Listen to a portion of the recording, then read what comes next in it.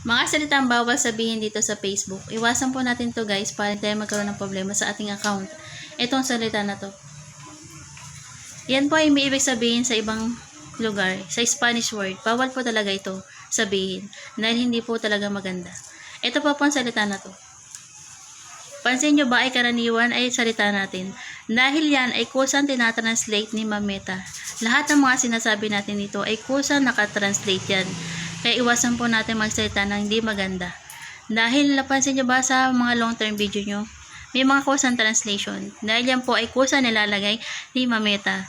Dahil yan ay para malaman niya kung may mga hindi tayo magandang sinasabi. Yan po ay iwas-iwasan po natin para hindi tayo magkaroon ng problema sa ating mga account. Yan po yung lagi niyong tatandaan dahil napakahigpit na po ni Mameta. Sobrang higpit na po talaga niya ngayon. Kaya ingatan po natin ang ating mga account. Ayan po guys, yan po yung mga bawal ha. Tandaan nyo po yan. Bawal po yan sabihin sa mga live or sa mga comment. Lagi nyo po tatandaan yan guys para hindi kayo magkaroon ng problema.